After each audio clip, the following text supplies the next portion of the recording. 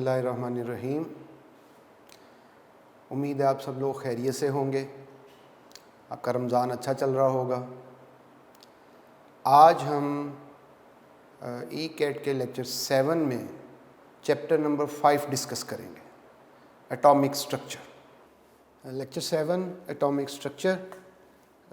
Atomic structure जो इस chapter का शुरू का हिस्सा है वो एलिमेंट्री पार्टिकल्स, एटम के इलेक्ट्रॉन, प्रोटॉन, न्यूट्रॉन, उनकी डिस्कवरी और उनकी प्रॉपर्टीज़ से रिलेटेड है। तो इनके जो एमसीक्यूज़ बन सकते हैं उनका हम एक उसको टेबुलर फॉर्म में देख लेते हैं, कंपैरिजन भी हो जाएगा और अंदाज़ा हो जाएगा। तो with related to the discoveries and their properties, इनकी जो एमसीक्यूज़ हैं वो कैसे बन सकते हैं इसे देखते हैं।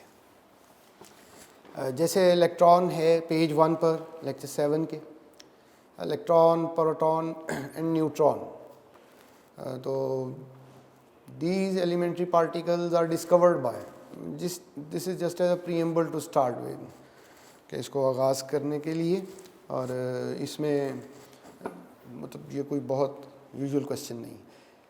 इलेक्ट्रॉन की जो डिस्कवरी है इसका क्रेडिट जे थॉमसन को जाता है, प्रोटॉन जो है ईजेन गोल्डस्टीन और neutron James Chadwick. Who named these particles? तो इलेक्ट्रॉन का जो नेम है that was suggested by J stony.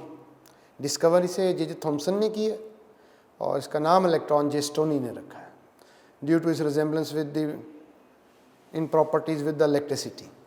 Proton का नाम रदरफोर्ड ने सजेस्ट किया, न्यूट्रॉन चैडविक ने ही डिस्कवर किया और उन्होंने इनका नाम सजेस्ट किया।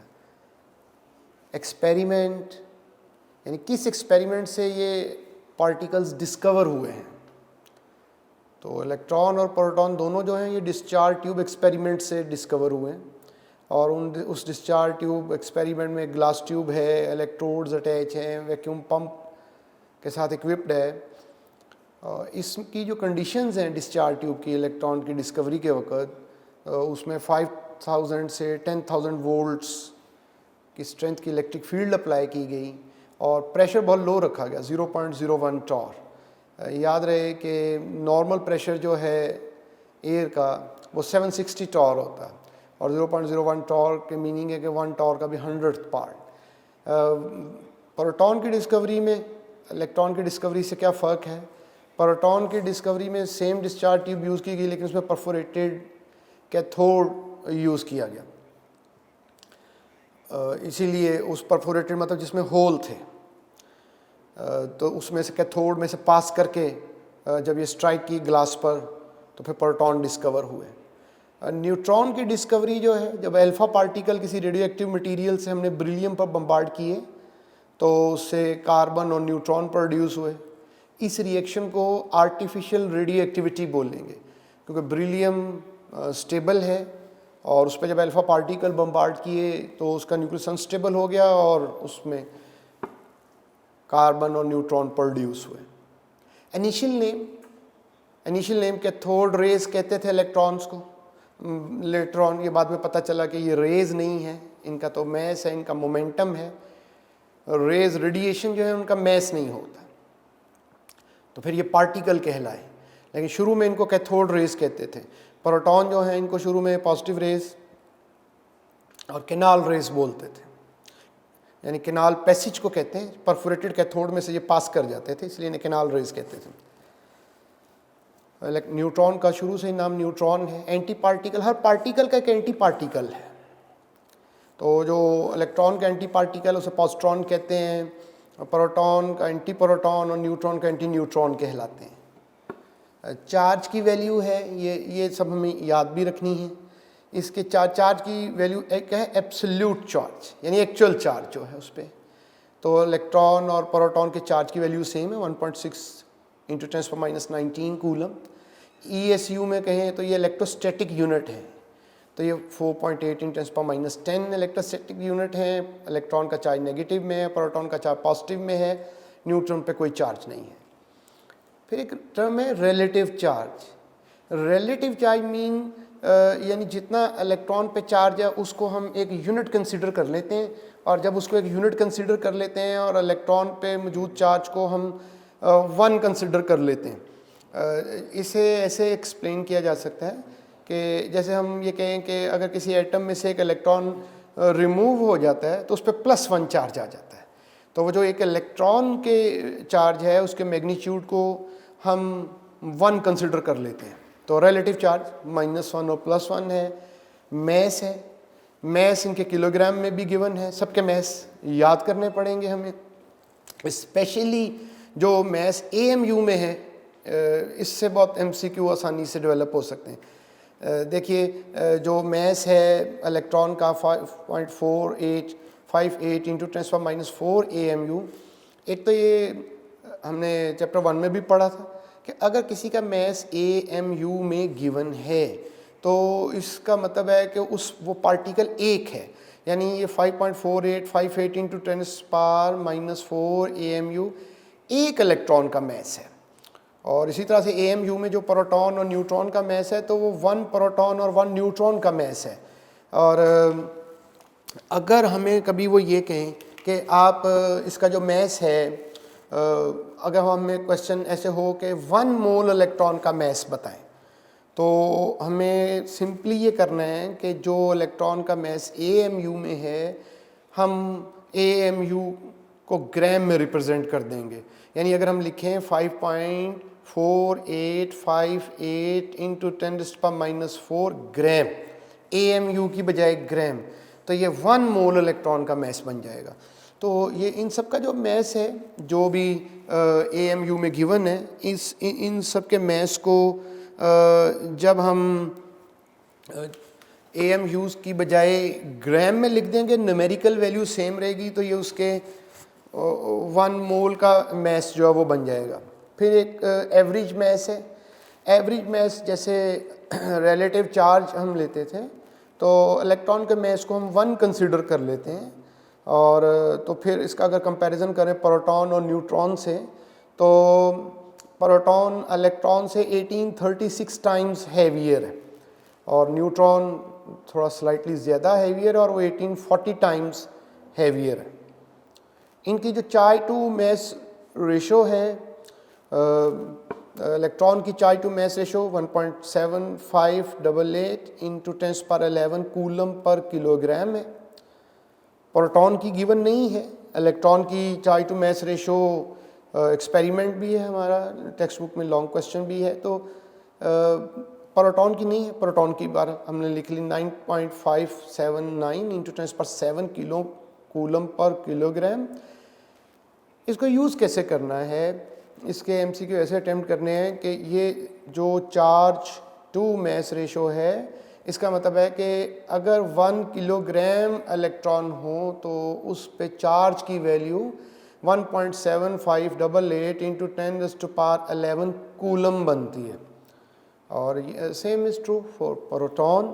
और नीचे फिर ग्राम में भी दे दी कि अगर इसके MCQ ऐसे ही बनते हैं कि बताइए 1 किलोग्राम इलेक्ट्रॉन पे कितना चार्ज है, 2 किलोग्राम इलेक्ट्रॉन पे कितना चार्ज है। तो हमें अगर तो यही वैल्यू लिख दें 1.7588 इंटू 10⁻11 इलेक्ट्रॉन के लिए, तो ये 1 किलोग्राम इलेक्ट्रॉन का चार्ज है। इसको 2 से मल्टीप्लाई कर दें तो ये 2 किलोग्राम इलेक्ट्रॉन का चार्ज हो जाएगा, और चूँकि किलोग्राम में 1000 ग्राम है तो अगर 1 ग्राम के लिए करना है तो 1000 से डिवाइड कर देंगे। तो इस तरह से हम चार्ज की वैल्यू पर ग्राम पर किलोग्राम बता सकते हैं। न्यूट्रॉन पे चूँकि कोई चार्ज नहीं होता है तो उसकी चार्ज टू मैस रेशो की वैल्यू 0 है।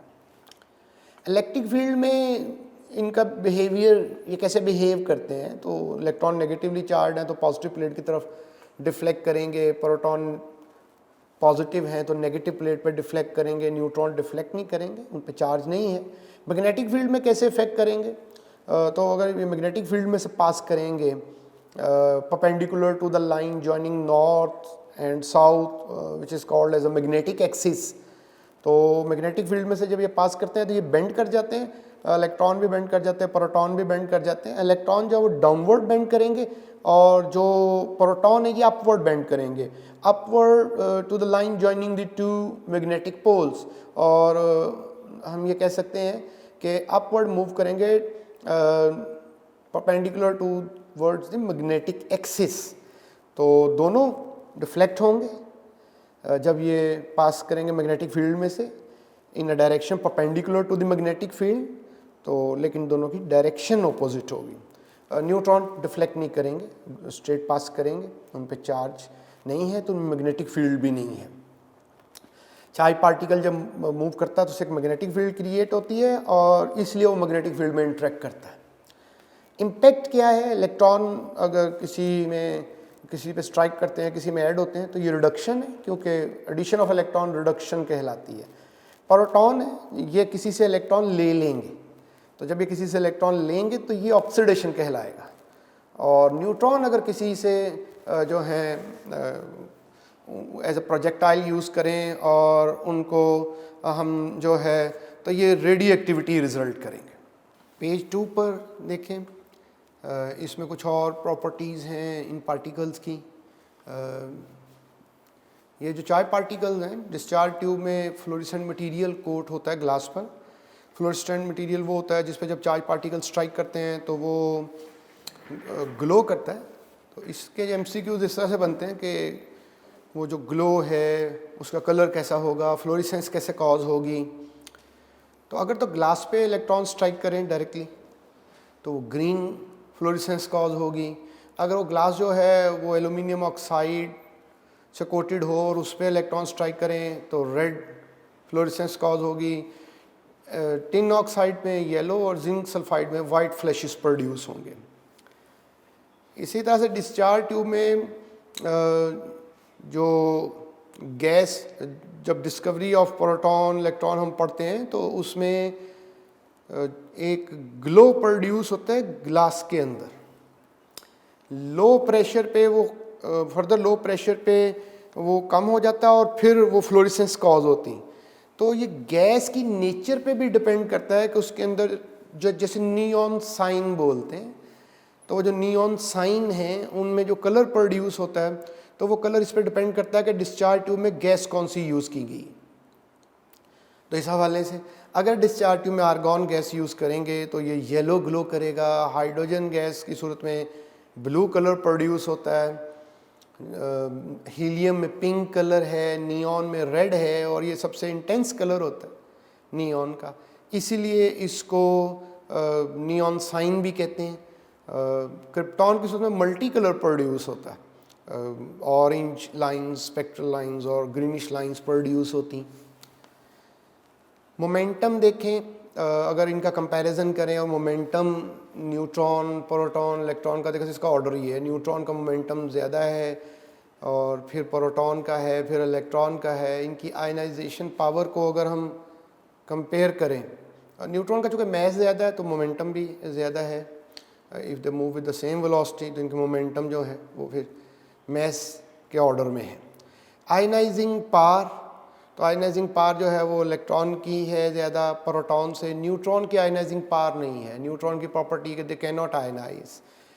पेनिट्रेशन पावर है, तो पेनिट्रेशन पावर सबसे ज़्यादा न्यूट्रॉन की है, फिर प्रोटॉन की है और इलेक्ट्रॉन की सबसे कम है।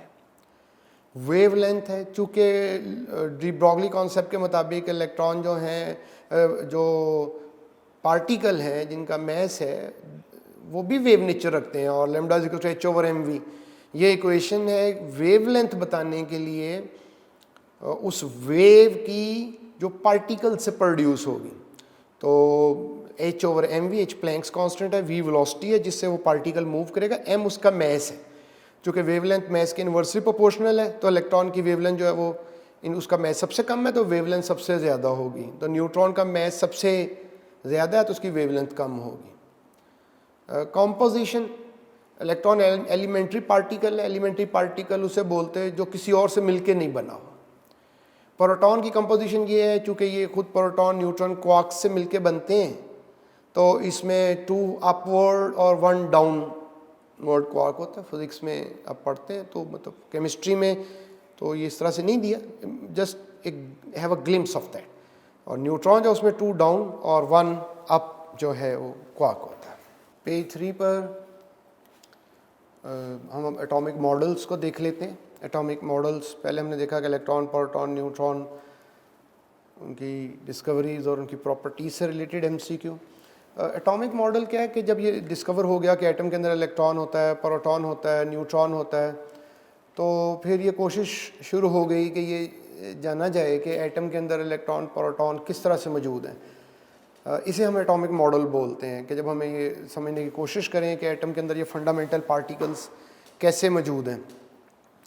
इसमें हम देखेंगे कि ज़्यादातर जो एटॉमिक मॉडल हैं उनमें प्रोटॉन और इलेक्ट्रॉन का जिक्र तो आएगा, न्यूट्रॉन का जिक्र नहीं आएगा। उसकी वजह यह है कि प्रोटॉन और इलेक्ट्रॉन की डिस्कवरी में तो कुछ 4 साल का फ़र्क है, लेकिन न्यूट्रॉन की डिस्कवरी प्रोटॉन के कोई इलेक्ट्रॉन के बाद कोई 50 साल लगे करीब।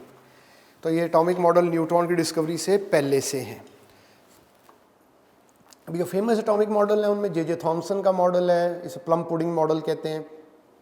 उनका ख्याल ये था कि एटम के अंदर इलेक्ट्रॉन और प्रोटॉन स्कैटर्ड हैं, बिखरे हुए हैं। अब इस रदरफोर्ड इनके स्टूडेंट थे, इनकी लैब में काम करते थे जे थॉमसन के। इस बात को ध्यान में रखते हुए कि एटम के अंदर इलेक्ट्रॉन, प्रोटॉन स्कैटर्ड फॉर्म में है, उन्होंने गोल्ड फॉइल लिया, उस पर अल्फ़ा पार्टिकल स्ट्राइक किए, इसे scattering of alpha particle experiment कहते हैं। और उसमें देखा कि ज़्यादातर अल्फ़ा पार्टिकल पास कर गए हैं, कुछ डिफ्लेक्ट कर गए हैं। और चूँकि अल्फ़ा पार्टिकल का मैस जो है वो प्रोटॉन के मैस से 4 टाइम्स होता है और वेलोसिटी बहुत ज़्यादा होती है, तो ये कैसे मुमकिन था कि प्रोटॉन अगर स्कैटर्ड फॉर्म में है, इलेक्ट्रॉन स्कैटर्ड फॉर्म में हैं, तो वह अल्फ़ा पार्टिकल को डिफ्लेक्ट कर सकें। तो यहाँ फिर रदरफोर्ड ने जे थॉमसन के मॉडल को रिजेक्ट किया और कहा कि नहीं, ये सारे प्रोटॉन मिलकर अगर किसी इकट्ठे किसी एक जगह पे मौजूद हों जो बहुत छोटी सी हो, और तो फिर ही ये मुमकिन है कि अल्फ़ा पार्टिकल्स जो हैं वो डिफ्लेक्ट कर सकते हैं। तो उस छोटी सी जगह को जिसमें सारे प्रोटॉन मिलकर इकट्ठे मौजूद हैं, उसको रदरफोर्ड ने न्यूक्लियस का नाम दिया। तो Rutherford for the first time coined the term nucleus. इन्होंने न्यूक्लियस को डिस्कवर किया और उन्होंने कहा कि इसके गिर्द इलेक्ट्रॉन रिवॉल्व कर रहे हैं। इनके मॉडल में ये मॉडल लॉ ऑफ मोशन और ग्रेविटेशन पे बेस करता था। जैसे जो है सोलर सिस्टम है, उस सोलर सिस्टम में अर्थ और डिफरेंट प्लैनेट्स जो हैं, मार्स वगैरह, वो सन के अराउंड मूव करते हैं। डिफेक्ट इसमें यह था कि स्टेबिलिटी ऑफ एटम, स्टेबिलिटी से क्या मतलब, ये मॉडल स्टेबिलिटी ऑफ एटम को जस्टिफाई नहीं कर सका, क्योंकि जब इलेक्ट्रॉन न्यूक्लियस के रिवॉल्व करता है तो उसके रिवॉल्व करता है, तो उनके मुताबिक उस वक़्त जब कोई चार्ज पार्टिकल मूव करता है तो इट मस्ट रेडिएट एनर्जी, उसकी एनर्जी खर्च होती है। और एक वक्त आना चाहिए कम होते होते इलेक्ट्रॉन की एनर्जी के इलेक्ट्रॉन को न्यूक्लियस में गिर जाना चाहिए, और न्यूक्लियस में क्लैश कर जाना, जिसका मतलब एटम को ख़त्म हो जाना चाहिए। तो एटम तो ख़त्म नहीं होते law of conservation of atom के मुताबिक। तो क्यों नहीं है, इसका आंसर नहीं दे सके रदरफोर्ड। फिर कंटिन्यूस स्पेक्ट्रम, उस वक़्त ये ख्याल था उस रदरफोर्ड के पीरियड में कि एटम का स्पेक्ट्रम कंटिन्यूस होना चाहिए, जबकि हाइड्रोजन का स्पेक्ट्रम एक्चुअली लाइन था और किसी भी एलिमेंट का स्पेक्ट्रम लाइन स्पेक्ट्रम होता है। इनमें फ़र्क ऐसे है कि जब हम लाइन स्पेक्ट्रम कहते हैं तो इसकी मीनिंग ये है कि कुछ सर्टन स्पेसिफिक अलाउड वैल्यूज़ हैं जो कि पॉसिबल हैं, जो हाइड्रोजन एटम के अंदर इलेक्ट्रॉन एब्जॉर्ब या इमिट करते हैं।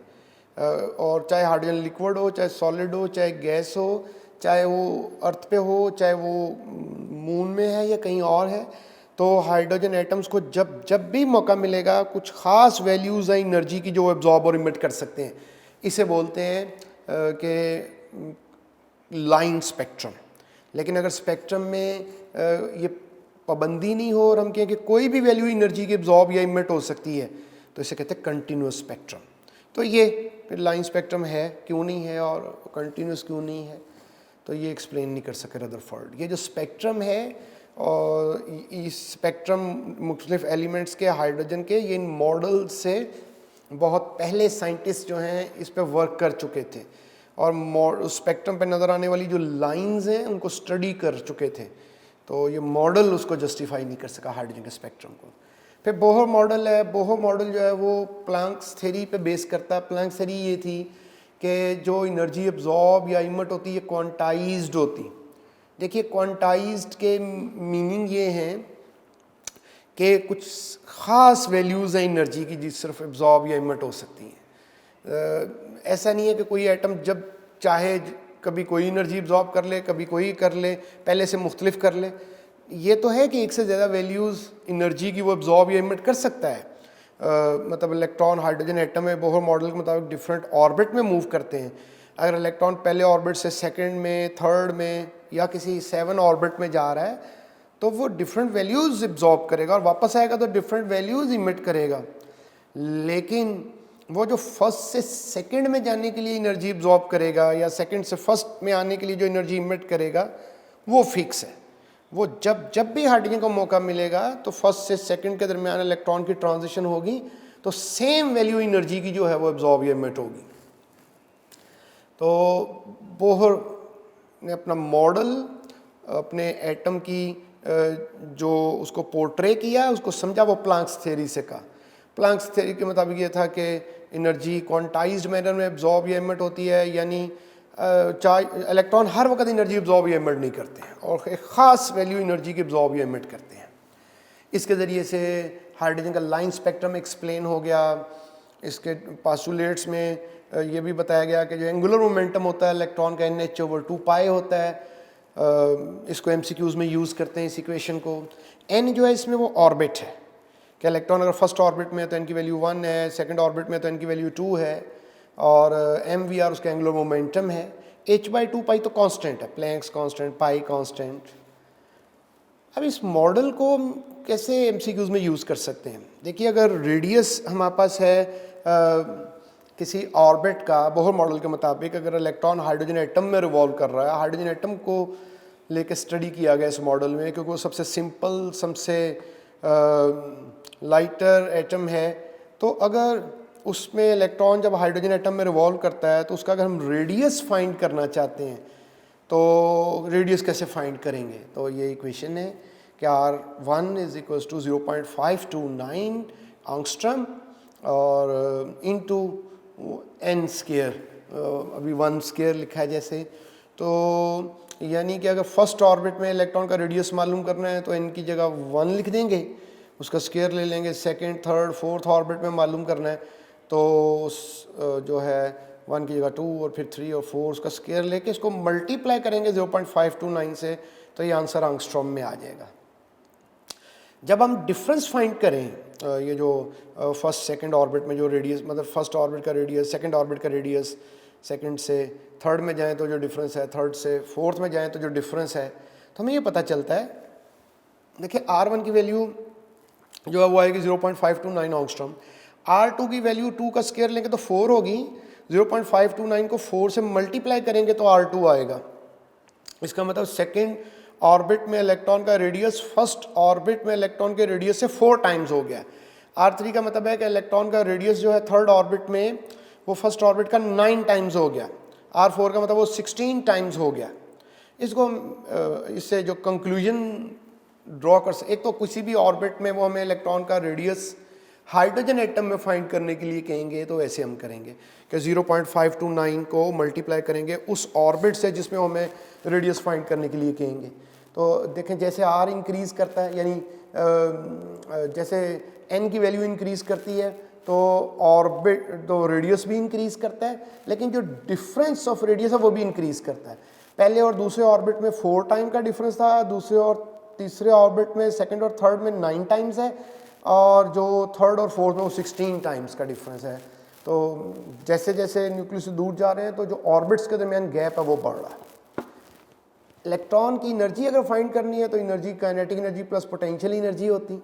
उसका फाइनल इक्वेशन जो है जो MCQs में यूज़ होगी कि energy is equals to -2.18 into 10⁻18 Z²/n² joule per atom. जहाँ यूनिट्स का ख्याल करना ज़रूरी है कि अगर कभी हमने एक एटम के लिए एनर्जी मालूम करनी है और जूल में करनी है तो वैसे होगी, और अगर हम -13.31 कर दें Z²/n² तो ये पर मोल, 1 मोल एटम के लिए एनर्जी होगी और ये किलो जूल में होगी। इसको अगर हम सॉल्व करें तो हाइड्रोजन एटम के लिए सॉल्व करें तो Z तो 1 हो जाएगा और n की वैल्यू चेंज करते जाएं, n की जगह 1 2 3 4 लिखें तो हमें फर्स्ट, सेकंड, थर्ड और फोर्थ ऑर्बिट में इलेक्ट्रॉन की एनर्जी मालूम हो जाएगी। और फिर अब अगर हम डिफरेंस फाइंड करें कि फर्स्ट और सेकंड ऑर्बिट में जो एनर्जी का डिफरेंस है, सेकंड और थर्ड और फोर्थ, और तो ऐसे हम जब ऑर्बिट हायर ऑर्बिट में जाएंगे तो जो एनर्जी का डिफरेंस है वो कम हो जाएगा। यानी याद रखिएगा कि जैसे ऑर्बिट बढ़ रहा है एनर्जी तो बढ़ रही है, लेकिन एनर्जी का डिफरेंस जो है वो कम हो रहा है। यानी पहले से दूसरे ऑर्बिट में गए तो दूसरे ऑर्बिट में इलेक्ट्रॉन की एनर्जी ज़्यादा है, लेकिन जितना मतलब सपोज करो फर्स्ट ऑर्बिट में इलेक्ट्रॉन की एनर्जी 5 थी तो सेकंड ऑर्बिट में जाके वो 20 होगी, तो डिफरेंस हो गया 15 का। लेकिन जब सेकंड से वो थर्ड में गया है तो 20 से वो होगी 30। एनर्जी तो इंक्रीज की, लेकिन जो डिफरेंस है 20 और 30 के दरमियान वो 10 का है।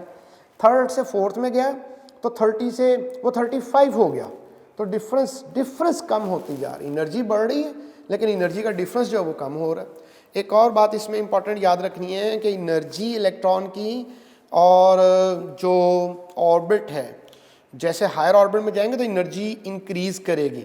इक्वेशन को अगर देखें कि E n is equal to E1 minus E1 over n square, तो दिखने से लगता है कि जैसे एनर्जी जो है वो एन के इन्वर्सली प्रोपोर्शनल है, लेकिन चूंकि नेगेटिव साइन है तो इसलिए ये इन्वर्सली नहीं है, डायरेक्टली प्रोपोर्शनल है। इसलिए याद रखिएगा कि एनर्जी और जो ऑर्बिट हैं ये एक दूसरे के डायरेक्टली प्रोपोर्शनल है। Higher the orbit higher will be the energy. Page 4 पे देखें। पेज 4 पर दोबारा रेडियस और एनर्जी को देखा है कि अगर हाइड्रोजन एटम के अलावा किसी और एटम के लिए हम कैलकुलेट करना चाहें तो कैसे हम उनकी वैल्यूज़ कैलकुलेट करते हैं रेडियस और एनर्जी की।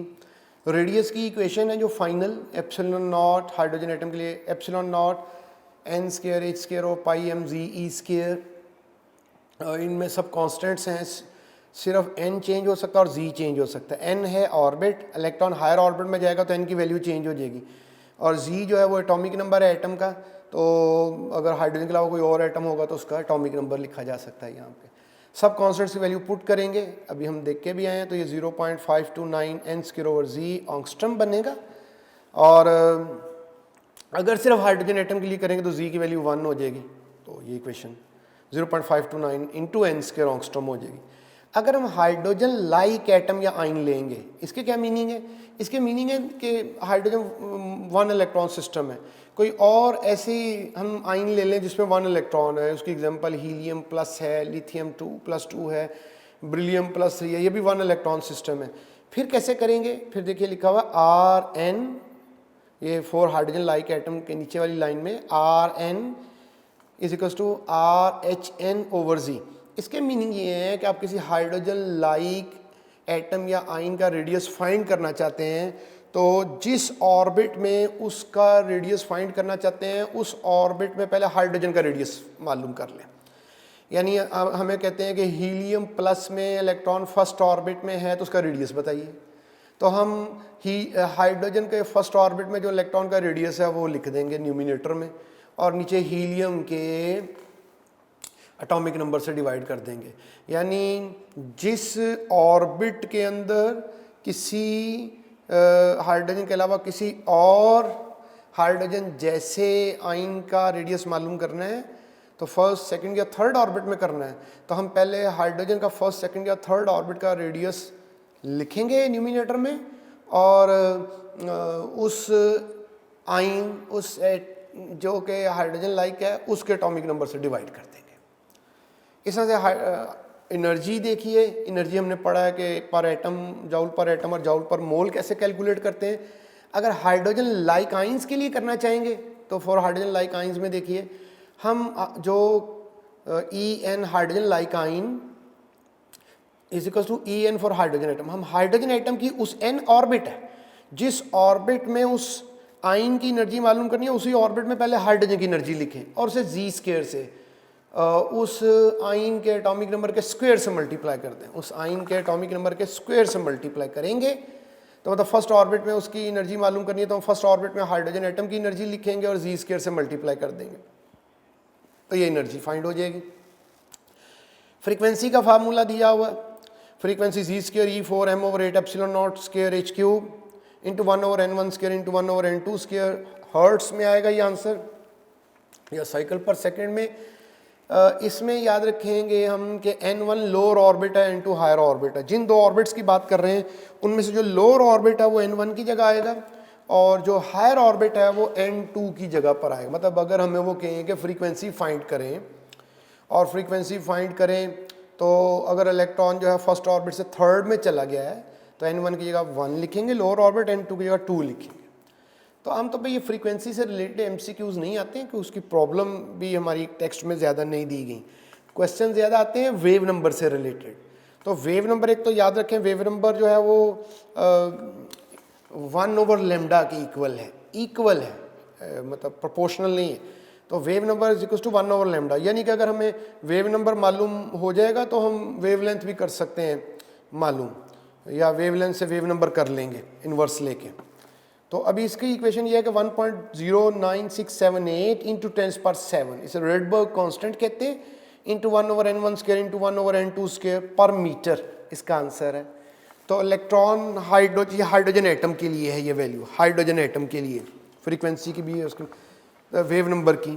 तो जब इलेक्ट्रॉन सपोज करें हमें वो कहते हैं हाइड्रोजन एटम में सेकंड से फोर्थ ऑर्बिट में मूव किया है, तो हम n1 की जगह सेकंड लिखेंगे, n2 की जगह 4 लिखेंगे, इसे सॉल्व कर लेंगे तो ये वेव नंबर आएगा उस रेडिएशन का जो इलेक्ट्रॉन अगर सेकंड से फोर्थ ऑर्बिट में जाएगा तो एब्जॉर्ब करेगा, अगर फोर्थ से सेकंड में आएगा तो इमिट करेगा।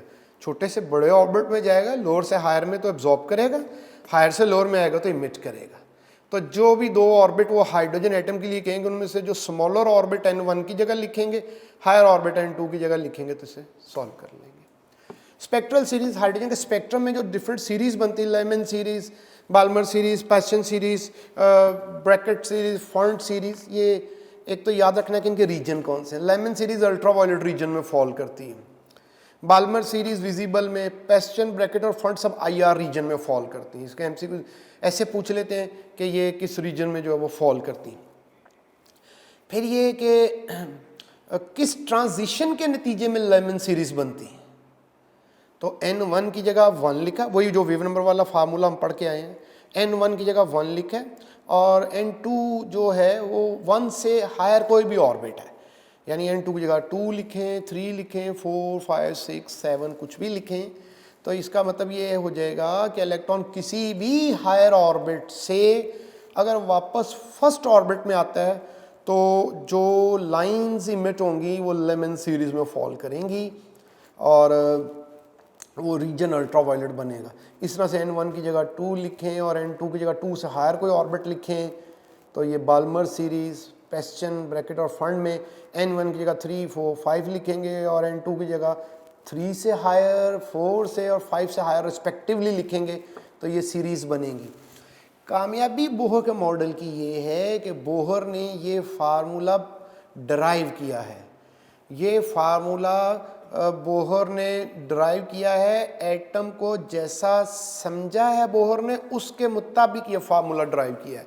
यानी अगर एटम वैसा है जैसा बोहर ने कंसीडर किया है तो फिर जब उसमें इलेक्ट्रॉन किसी एक ऑर्बिट से दूसरे ऑर्बिट में मूव करते हैं तो जो एनर्जी उन्हें इमिट करनी है तो या एब्जॉर्ब करनी है तो वो इस फार्मूला के मुताबिक होनी चाहिए। अब ये तो फार्मूला से आ गई वैल्यूज़ इनकी जो कि लायमन, बाल्मर और फंड सब ने मालूम की। इनको जब एक्सपेरिमेंटल वैल्यूज़ से कंपेयर किया गया स्पेक्ट्रम में जो हाइड्रोजन को एटम्स को एनर्जी दे के, तो जो वैल्यूज़ हाइड्रोजन एटम के अंदर इलेक्ट्रॉन एनर्जी एब्जॉर्ब करने के बाद जब एक्साइट होते हैं और फिर डी एक्साइट होते हैं और जो एनर्जी इमिट करते हैं वो एक्सपेरिमेंटल वैल्यूज़ को जब मैच किया गया तो exactly Lyman, Balmer, Paschen, Brackett, Pfund की जो वैल्यूज़ थी वो उनसे मैच कर गई। यानी कि बोहर ने कामयाबी से हाइड्रोजन स्पेक्ट्रम को एक्सप्लेन कर दिया। लायमन से लेके फंड तक जिन्होंने हाइड्रोजन का स्पेक्ट्रम हमें बताया था कि इसमें ये वेव नंबर वाली वैल्यूज़ नज़र आती हैं, बोहर ने जस्टिफाई कर दिया कि लायमन सीरीज़ कैसे नज़र आती है। उन्होंने कहा कि इलेक्ट्रॉन जब सेकंड से किसी भी हायर ऑर्बिट से फर्स्ट ऑर्बिट में वापस आता है तो ये लायमन सीरीज़ नज़र आती है, किसी भी हायर ऑर्बिट से वापस फिफ्थ ऑर्बिट में आता है तो फंड सीरीज़ नज़र आती है। फिर मोजलेस लॉ है, X rays and the atomic number, Moseley law की इक्वेशन हमें पता होनी चाहिए। ये रिलेशनशिप है कि जब इलेक्ट्रॉन्स यानी कैथोड रेज एंड नोड पे स्ट्राइक करते हैं तो कुछ अननोन रेडिएशन इमिट होती थी। अगर ग्लास पे स्ट्राइक करें तो फ्लोरेसेंस कॉज करते थे।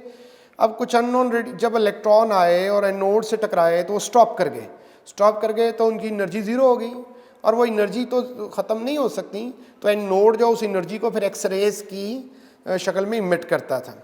और जब वो एक्सरेज, एक्स मैथ में जैसे कहते हैं let x is equal to this, जब वो रेडिएशन जो अननोन रेडिएशन थी उनके बारे में अंदाज़ा नहीं था तो उन्हें एक्स रेज का नाम दिया गया। इसमें ये याद रखना है कि के सीरीज़ होती है, एल सीरीज़ होती है।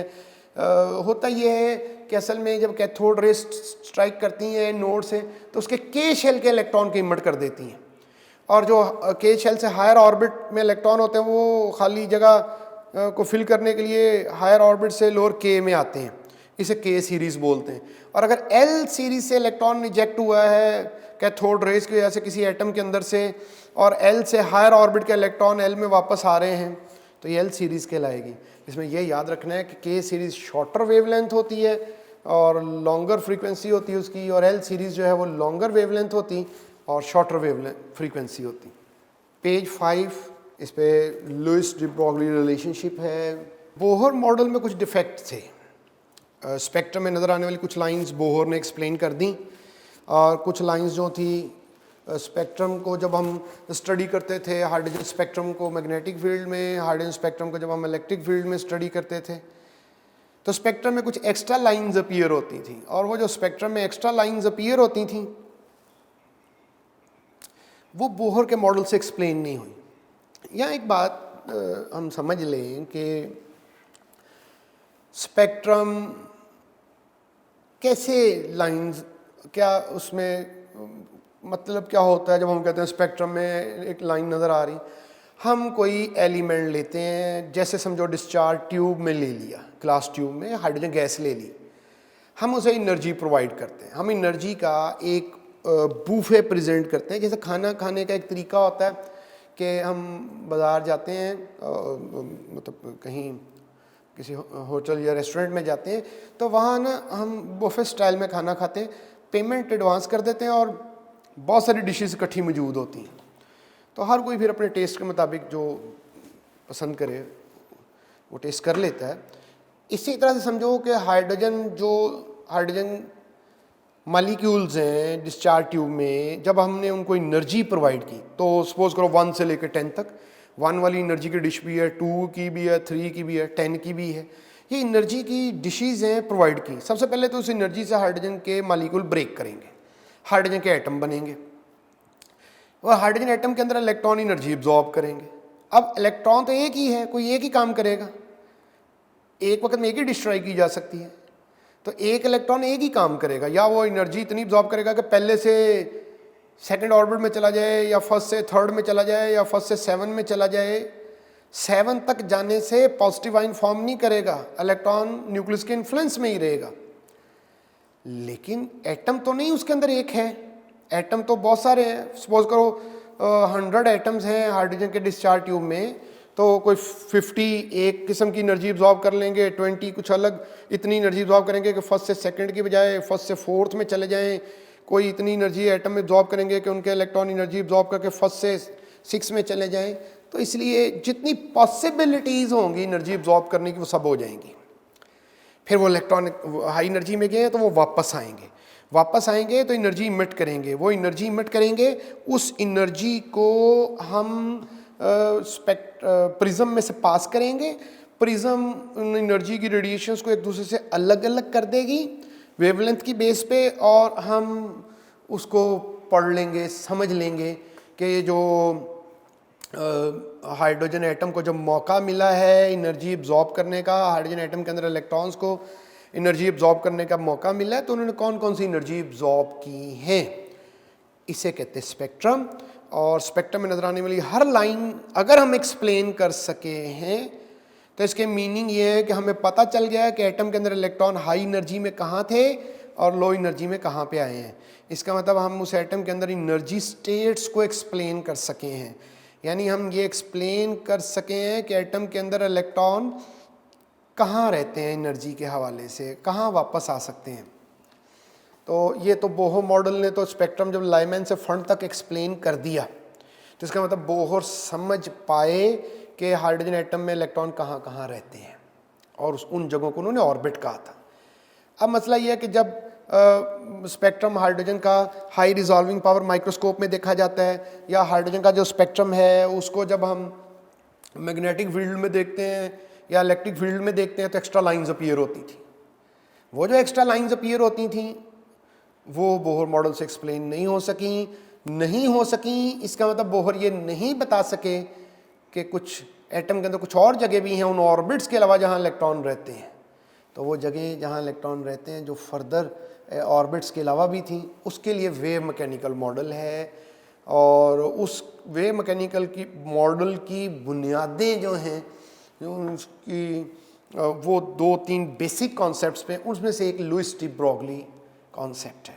लुइस डी ब्रोगली ने ये कहा कि जैसे जो वेव नेचर है लाइट की और उसकी एक वेव लेंथ होती है वेव की, इस तरह से पार्टिकल में भी वेव नेचर हो सकती है। जैसे लाइट में ड्यूअलिटी है, ड्यूअल नेचर है, ऐसा पार्टिकल में भी ड्यूअल नेचर है। तो उन्होंने जब ये कहा कि ये पार्टिकल में वेव नेचर है, तो उसके लिए एक इक्वेशन प्रोवाइड की, lambda is equal to h/mv। He was ridiculed very much at that time. He present his concept in the form of thesis. तो काफ़ी मजाक उड़ाया गया। उसके बाद डेविसन एंड जर्मर ने कुछ 4 साल बाद प्रूव कर दिया कि लुइस डी ब्रोगली जो है वो ठीक कह रहे थे। उन्होंने इलेक्ट्रॉन की वेव नेचर कंफर्म कर दी एक्सपेरिमेंट से, तो फिर इनको नोबेल प्राइज अवार्ड किया गया। तो ये इक्वेशन है जिससे किसी पार्टिकल जिसका मैस है उसकी हम वेवलेंथ फाइंड कर सकते हैं, lambda is equal to h/mv। Electron, proton, neutron की बात करें तो इनकी वेवलेंथ का ऑर्डर ये है, मैस के ये इनवर्स है।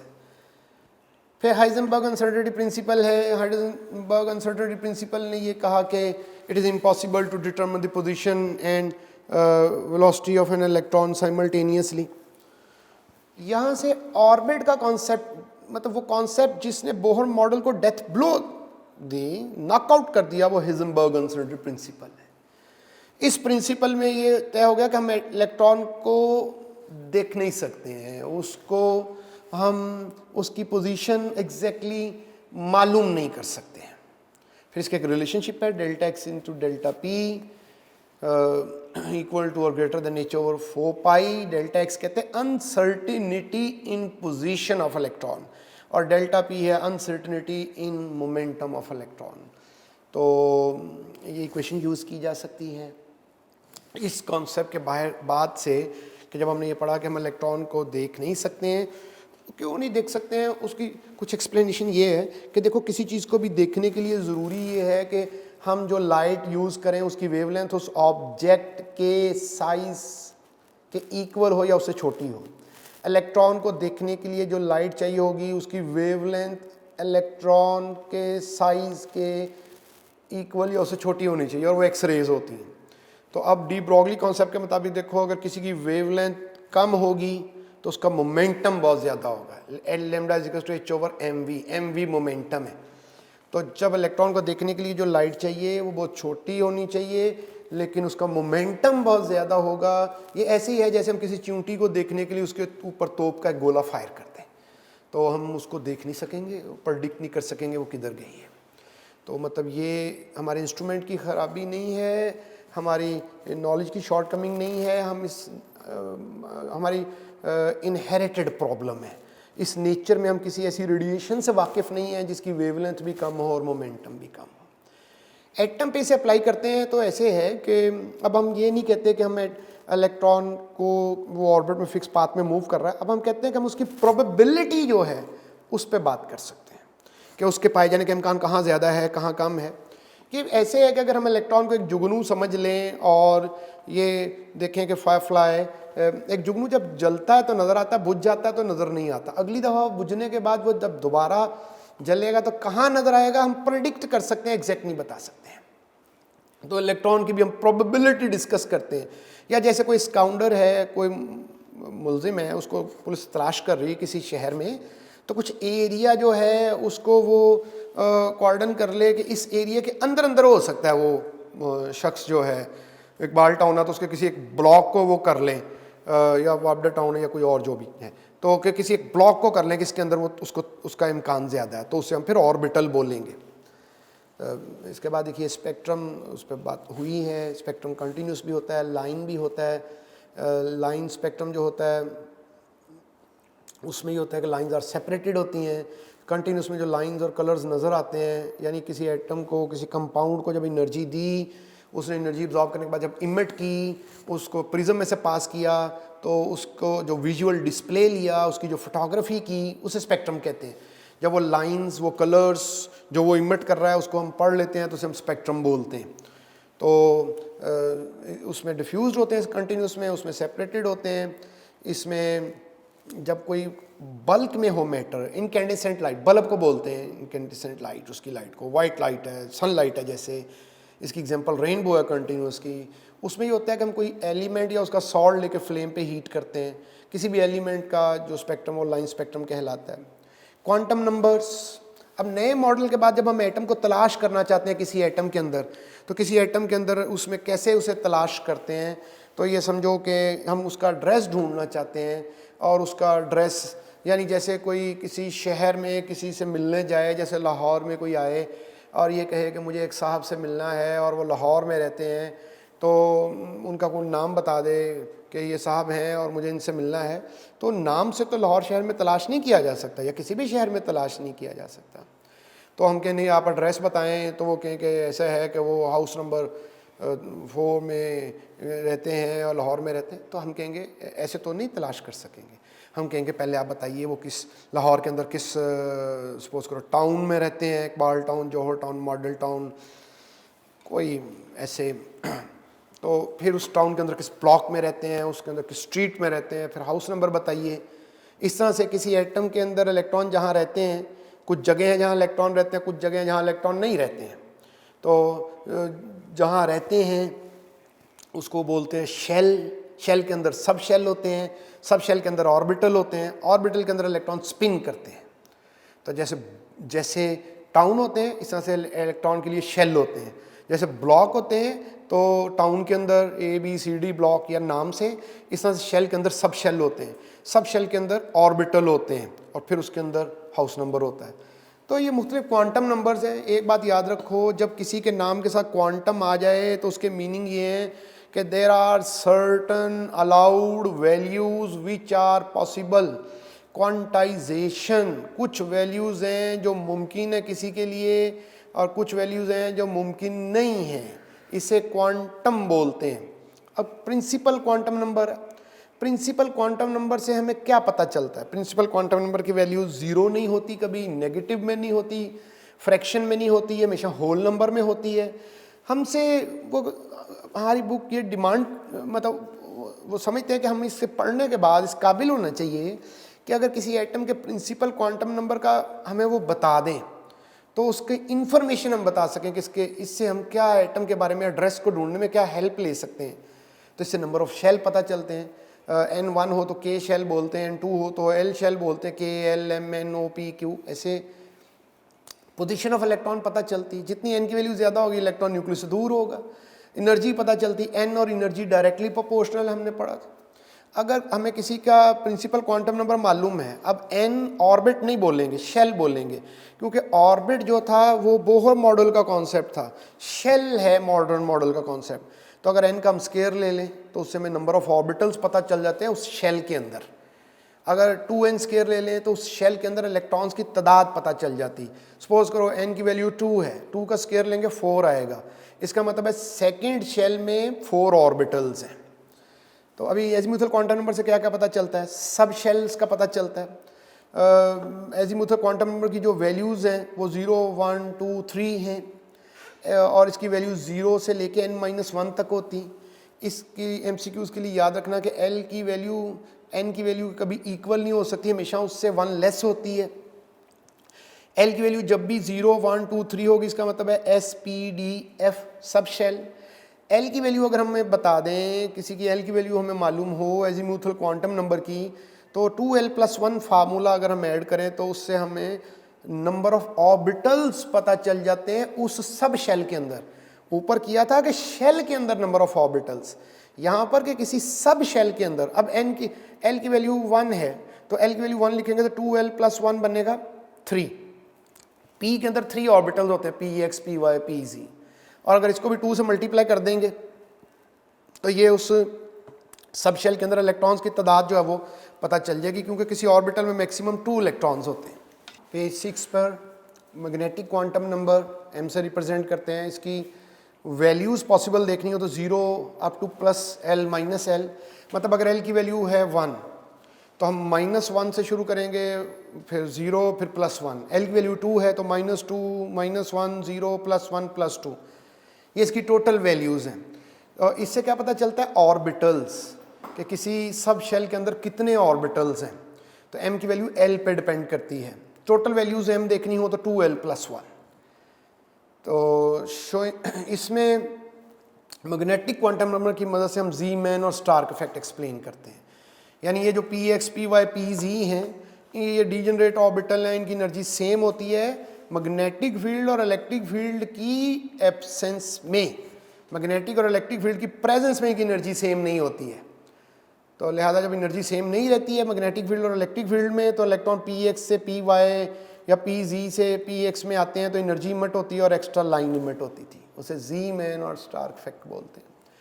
स्पिन क्वांटम नंबर, स्पेक्ट्रम में कुछ लाइंस थी जो कि पहले 3 क्वांटम नंबर से फिर एक्सप्लेन होने के बाद फिर कुछ लाइन बच गई थी, तो वो एक्सप्लेन होती हैं जब हमें पता चलता है कि इलेक्ट्रॉन न्यूक्लियस के रिवॉल्व करने के साथ साथ स्पिन भी करता है। जैसे अर्थ जो है वो सन के अराउंड रिवॉल्व भी करती है और स्पिन भी करती है। तो स्पिन 2 तरह से होती है, क्लॉकवाइज, एंटी क्लॉकवाइज। इसमें याद रखिए +½ अल्फा स्पिन कहलाती है, -½ बीटा स्पिन कहलाती है। अल्फा स्पिन में एंटी क्लॉकवाइज होती है और बीटा स्पिन क्लॉकवाइज होती है। इसकी मैग्नेटिक मूवमेंट वेक्टर कैसे रिप्रेजेंट करते हैं, अपवर्ड और डाउनवर्ड। फिर नीचे एक रिप्रेजेंटेशन दी है कि n1, n2, n3, n4 के प्रिंसिपल क्वांटम नंबर अगर 1 है, 2 है, 3 है, 4 है, यानी n का मतलब शेल था, अगर फर्स्ट शेल है, सेकंड शेल है, थर्ड शेल है, 4 शेल है, तो इसको हम कैसे इंटरप्रेट कर सकते हैं। देखो n1 के नीचे लिखा हुआ K2, n1 यानी पहला शेल उसे K कहते हैं और उसमें मैक्सिमम 2 इलेक्ट्रॉन आ सकते हैं। n2 के नीचे लिखा हुआ L8, सेकंड शेल को L कहते हैं, इसमें मैक्सिमम 8 इलेक्ट्रॉन आ सकते हैं। इस तरह से m में 18 और n में 32, और साइड पे लिखा हुआ है 2n²। इससे हमें नंबर ऑफ इलेक्ट्रॉन्स पता चल गए हैं। तो n1 है तो 1 का स्क्वायर 1 है और 2 से मल्टीप्लाई किया तो नंबर ऑफ इलेक्ट्रॉन्स पता चल गए। फिर हमारे पास L2n-1 जो है, इससे हमें पता चलता है, यानी अगर n की वैल्यू पता है और अब हम L की वैल्यू देखना चाहते हैं। L की वैल्यू कैसे देखते हैं? L की वैल्यू हमेशा 0 से शुरू करते हैं हमेशा, और n से एक कम वैल्यू तक रहते हैं।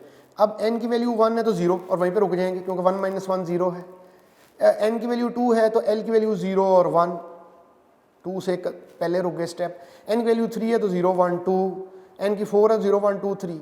जितनी L की वैल्यूज़ होंगी किसी शेल के अंदर, उतने उस शेल के अंदर सब शेल होंगे।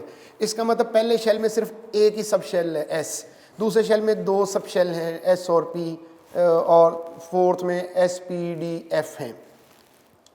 फिर 2l+1 से नंबर ऑफ ऑर्बिटल्स पता चल जाते हैं। यानी हमें पता चल जाता है कि S तो एक ही होता है, P 3 होते हैं, D जो है वो 5 होते हैं और F 7 होते हैं। और इस तरह से नंबर ऑफ ऑर्बिटल्स इन सब शेल कैसे पता चलते हैं, अभी हम पिछले पेज पर पढ़ के आए हैं कि n² अगर ले लेंगे तो नंबर ऑफ सब शेल पता चलेंगे। शेप ऑफ ऑर्बिटल, तो चूँकि हमारे पास जो एजीमुथल क्वांटम नंबर है उससे पता चलती है शेप। तो L की जो वैल्यूज़ हैं पॉसिबल 0 1 2 3 हैं। S स्फेरिकल होता है, L1 हो तो P डम्बल शेप होता है, D में भी डम्बल है, L भी डम्बल शेप है। इनके लूब्स में फ़र्क है। S में तो कोई लूब नहीं होती है और कोई एक्सिस नहीं है, स्फेरिकल सिमेट्रिकल है, सब तरफ से एक जैसा होता है। P जो है उसमें 2 और D और F में इस तरह से 4 और 6 लूब्स होती हैं। पेज 7, इस पे इसके लास्ट में एक इलेक्ट्रॉनिक कॉन्फ़िगरेशन कैसे देखी जाती है, उसमें 3 रूल्स हैं बेसिक। उनमें ऑफबॉ प्रिंसिपल है, हंड्स रूल है, पॉल एक्सक्लूजन प्रिंसिपल होता है। तो ऑफबॉ प्रिंसिपल जो है उस ऑफबॉ जर्मन वर्ड है, इसके मीनिंग ये है कि इंक्रीजिंग ऑर्डर, फिलिंग अप। इसके मुताबिक इलेक्ट्रॉन पहले कम एनर्जी वाले ऑर्बिटल में एंटर होते हैं, फिर हायर एनर्जी वाले ऑर्बिटल में। तो इलेक्ट्रॉन्स को एनर्जी के इंक्रीजिंग ऑर्डर में फिल करना चाहिए।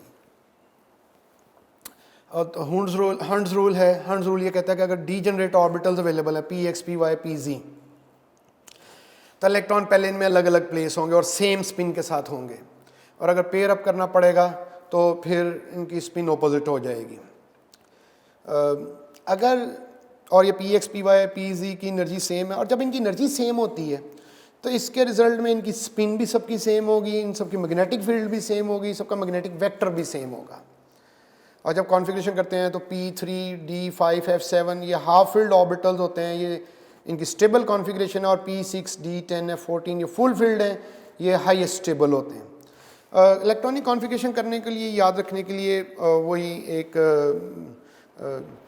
छोटे बच्चों को भी जैसे समझाते हैं कि school school, public school, public school, divisional public school, divisional public school, federal divisional public school, federal divisional public school. पहले सबको दो दो दफ़ा लिख लें, S S, P S, P S, D P S, D P S, F D P S, F D P S. फिर ये है कि सिर्फ एस को नंबरिंग करें, 1 2, जहाँ जहाँ एस है सिर्फ एस को नंबरिंग करें 1 से 8 तक। फिर पी को नंबरिंग करें और पी को 2 से शुरू करें और जितने पी हैं उनको नंबर करें। फिर डी को नंबरिंग करें और 3 से, जो पहला डी नज़र आ रहा है उसे 3 लिखें और फिर ऑनवर्ड चलें। और फिर उसके बाद एफ को नंबरिंग करें और उसके बाद 4 लिखें और ऑनवर्ड चलें। इलेक्ट्रॉन्स एस में मैक्सिमम 2, पी डी एफ में मैक्सिमम 6, 10 और 14, मैक्सिमम मिनिमम 1 इलेक्ट्रॉन। तो ये n+l रूल, वेज़वेज़र्स रूल, जेनेट्स रूल कहलाता है। इसमें इस तरह से है कि हम लेफ़्ट से फिल करना शुरू कर देते हैं इलेक्ट्रॉन, 1s, 2s, 2p, जहाँ पे हमारे इलेक्ट्रॉन मुकम्मल हो जाए वहाँ हम कॉन्फ़िगरेशन हमारी मुकम्मल हो जाती है। और किसी भी जो है में SPDF में मिनिमम 1 और मैक्सिमम 2, 6, 10 और 14 इलेक्ट्रॉन हो सकते हैं। पेज 8 पर देखें, कुछ थोड़ी कैसे क्वेश्चन कैसे हो सकते हैं इस चैप्टर के, कुछ क्वेश्चंस की प्रैक्टिस कर लेते हैं। फर्स्ट क्वेश्चन है, what is the charge on 2 kilogram of electrons. तो मुख्तलिफ ऑप्शन गिवन है। हमने पढ़ा था कि E/m की जो वैल्यू है, ये जो चार्ज है, इतने कूलम चार्ज 1 किलोग्राम इलेक्ट्रॉन्स पे होता है। इसे डबल कर दिया, 2 से मल्टीप्लाई कर दिया तो इसका आंसर आ जाएगा। सेकंड में E/m is maximum for which of the following species. Different species दे दी है, ड्यूटेरियम है, H+ है, G+ है, हीलियम+ है, हीलियम डाइपॉजिटिव आयन है। नीचे हिंट दिया कैसे कैलकुलेट करते हैं। ऊपर चार्ज की वैल्यू लिखनी है, तो ड्यूटेरियम पे A, B और अल्फ़ा, बीटा और चार्ली पे +1 चार्ज है, सबके न्यूमिनेटर 1 है। डेल्टा में उस पर चार्ज +2 है तो न्यूमिनेटर 2 है। और नीचे जो है मैस लिख दिया, हाइड्रोजन का मैस 1 है तो ड्यूटेरियम का उससे डबल होगा, हीलियम का 4 होता है। तो इससे हमने कैलकुलेट कर लिया मैक्सिमम किसकी आएगी, मिनिमम किसकी आएगी। कोई स्पीशी हमें दें तो उसकी चार्ज टू मैस रेशो कैसे फाइंड करते हैं, ऊपर चार्ज कैसे लिखते हैं और मैस नीचे लिखते हैं, तो बीटा आंसर हो जाएगा। यूनिट्स है H के, Planck's constant, knowledge based question है, तो इसमें डेल्टा है क्योंकि यूनिट जॉल सेकंड होते हैं, जॉल पर सेकंड है। Angular momentum is integral multiple of, तो हमने जो पास्टुलेट पढ़ा था कि mvr=nh/2π, तो जो इंटीग्रल मल्टीपल उर्दू में जैसे इसे कहेंगे कि किससे मल्टीप्लाई करके h/2π को तो एंगुलर मोमेंटम बनता, तो n से मल्टीप्लाई करके, क्योंकि n ही चेंज हो सकता है, h/2π तो चेंज नहीं हो सकते, n जो है वो ऑर्बिट का नंबर है। तो fifth question, strong argument for the particle nature of electron. कैसे पता चलता है कि इलेक्ट्रॉन में पार्टिकल नेचर है। दो एक्सपेरिमेंट हैं, एक तो ये कि deflected by electric and magnetic field, ये पार्टिकल नेचर है, तो लाइट तो ऐसे डिफ्लेक्ट नहीं करती है। और दूसरी बात वो जो पेडल को मूव करता है, मोमेंटम है इसमें, ये दोनों पार्टिकल नेचर को एक्सप्लेन करते हैं। फ्लोरेसेंस तो लाइट कॉज करती है, पार्टिकल ज़रूरी नहीं है, वैक्यूम से लाइट ट्रेवल करती है, लाइट ही जो है वो शेडो काज करती है, तो काज शो लिखा है, काज शेडो है ये। अच्छा 6 which is not electromagnetic radiation. Cathode rays तो पार्टिकल है, रेडिएशन नहीं है।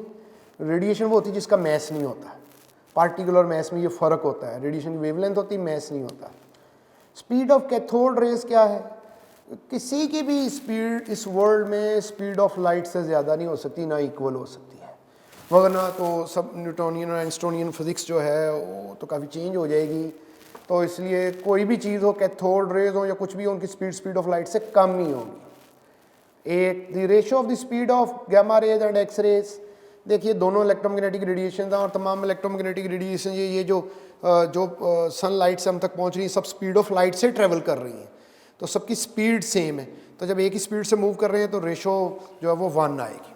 पेज 9 पर question number 9, the number of vacant orbitals of elements with atomic number 14 is, तो इलेक्ट्रॉनिक कॉन्फ़िगरेशन से रिलेटेड क्वेश्चन कैसे हो सकते हैं? तो एटॉमिक नंबर 14 है, कॉन्फ़िगरेशन हीट में देखें कर ली गई है। ऑर्बिटल्स देखें, जब डी और एफ पी बोलेंगे तो ये सब शेल हैं, ऑर्बिटल बोलेंगे तो p x p y p z, तो ये देख लिया। तो अब इसमें एक तो थर्ड शेल आ गया तो डी इन्वॉल्व हो गया, तो डी के पांचों ऑर्बिटल्स वेकेंट हैं, और पी में p x p y 2 electron है, पी जी भी वेकेंट है, तो टोटल वेकेंट ऑर्बिटल जो हो गए फिर वो हमारे पास 6 हो गए, 5d और 1p। Which transition of electron in hydrogen atom emit maximum energy, एक तो एनर्जी इमिट होनी है, लिहाजा हायर से लोअर में आना है। तो फिर देखें एनर्जी का डिफरेंस सबसे ज़्यादा किस में होता है? फर्स्ट जो ऑर्बिट्स होते हैं उनमें एनर्जी का डिफरेंस कम होता है, और जैसे हम मूव करते जाते हैं तो एनर्जी का डिफरेंस ज़्यादा होता है। शुरू में ऑर्बिट्स का एनर्जी का डिफरेंस ज़्यादा होता है और हायर ऑर्बिट्स में एनर्जी का डिफरेंस कम होता है। सबसे ज़्यादा एनर्जी का डिफरेंस 1 से 4 में होगा, लेकिन वो 1 से 4 में जा रहे हैं, वहाँ एनर्जी एब्जॉर्ब होगी, इमिट नहीं होगी। तो फिर बाकी जो है, बाकी सब में एनर्जी इमिट हो रही है। तो सबसे ज़्यादा एनर्जी का डिफरेंस चूँकि फर्स्ट और सेकंड ऑर्बिट में, तो वहाँ एनर्जी सबसे ज़्यादा इमिट होगी। 11 question, particle which can be added to the nucleus without changing chemical properties. देखो न्यूट्रॉन के अलावा जितने भी पार्टिकल हैं, ये इलेक्ट्रॉन हैं, प्रोटॉन हैं, अल्फा पार्टिकल हैं, जब ये न्यूक्लियस में ऐड होते हैं तो उसका एटॉमिक नंबर चेंज हो जाता है। एटॉमिक नंबर चेंज हो जाता है, इसका मतलब एटम चेंज हो जाता है, एटम चेंज हो जाता है तो प्रॉपर्टीज़ ही चेंज हो जाती हैं। तो न्यूट्रॉन से सिर्फ आइसोटोप बनता है, केमिकल प्रॉपर्टीज सेम रहती हैं, बाकी सबसे एटॉमिक नंबर चेंज होता है। Question 12, magnetic quantum number for the last electron of sodium. Sodium की कॉन्फ़िगरेशन करेंगे तो लास्ट इलेक्ट्रॉन s में है, और s के लिए मैग्नेटिक क्वांटम नंबर की वैल्यू 0 होती है, क्योंकि L 0 है तो उसके लिए m भी 0 होगा। क्वेश्चन 13 देखो, एक क्वेश्चन से कुछ काफ़ी सारी बातें समझाने की कोशिश करेंगे कि एक एलिमेंट है एटॉमिक नंबर 14 और उसकी इलेक्ट्रॉनिक कॉन्फ़िगरेशन लिख दी है। अब देखो क्या क्या क्वेश्चन हो सकते हैं। नंबर ऑफ अनपेयर्ड इलेक्ट्रॉन्स कितने हैं इसमें, तो आप देखो इसके वैलेंस शेल में नंबर ऑफ अनपेयर्ड इलेक्ट्रॉन्स कितने हैं, क्योंकि वैलेंस शेल के अलावा पहले तो सारे इलेक्ट्रॉन पेयर्ड ही होंगे हमेशा, अनपेयर्ड तो वैलेंस शेल में ही हो सकते हैं। तो पी एक्स पी वाई में है 2। Number of partially field orbitals, partial field orbitals which have only 1 electron, तो पी एक्स और पी वाई में 1 इलेक्ट्रॉन है। टोटल ऑर्बिटल्स कितने हैं, तो टोटल ऑर्बिटल्स जो है वो इसमें 9 हैं। और इसके अलावा आप देखें इसमें कंप्लीटली फिल्ड ऑर्बिटल्स कितने हैं, तो कंप्लीटली फिल्ड ऑर्बिटल्स जो हैं जो हमारे पास ऑर्बिटल्स ये s p x p y p z, इन सबको ऑर्बिटल्स कहते हैं। कंप्लीटली फिल्ड जो हैं तो आप ये पी एक्स पी वाई को छोड़ दें, सबको काउंट कर लें, 6 बनेंगे। नंबर ऑफ अनफिल्ड ऑर्बिटल्स कितने हैं, तो एक ही है, पी जी है। पीरियड नंबर एलिमेंट का क्या है, तो जो इसका हाईएस्ट प्रिंसिपल क्वांटम नंबर है यानी वो 3 है मैक्सिमम नंबर, तो वो पीरियड का नंबर होता है, वो वैलेंस शेल का नंबर होता है। ग्रुप से किससे बिलोंग करता है, इसके वैलेंस शेल में देखो इलेक्ट्रॉन कितने हैं, तो इसके वैलेंस शेल में टोटल जो है वो 4 इलेक्ट्रॉन है, लिहाजा ये 4th ग्रुप से बिलोंग करता है। Last question, valid set of quantum numbers. Quantum number में बात याद रखें कि जो पॉली एक्सक्लूजन प्रिंसिपल के मुताबिक किसी एटम के अंदर जो 2 इलेक्ट्रॉन्स हैं उनके लिए चारों क्वांटम नंबर की वैल्यू सेम नहीं हो सकती, तो इसका आंसर डेल्टा है करेक्ट। बाकी सब में प्रॉब्लम है। अल्फ़ा में आप देखें कि अल्फ़ा में n की वैल्यू 5 है, L की वैल्यू 0 है, तो L की वैल्यू 0 तो m 1 हो ही नहीं सकता, L 0 होता है m 0 ही होता है। इसी तरह से बाकियों में भी है, और करेक्ट क्वांटम नंबर वैल्यूज़ जो हैं वो डेल्टा है। हमने चैप्टर 5 स्ट्रक्चर ऑफ एटम, उसके अंदर जो उसके कॉन्सेप्ट्स हैं उनको देखा है, उनके MCQs कैसे हो सकते हैं उसको समझने की कोशिश की है। कौन सा फार्मूला उसमें अप्लाई होते हैं ज़्यादातर, किन वैल्यूज़ को हमने याद रखना है, हमने इसमें पढ़ा है। आप इसकी प्रैक्टिस कीजिए, अपना ख्याल रखिए, शुक्रिया।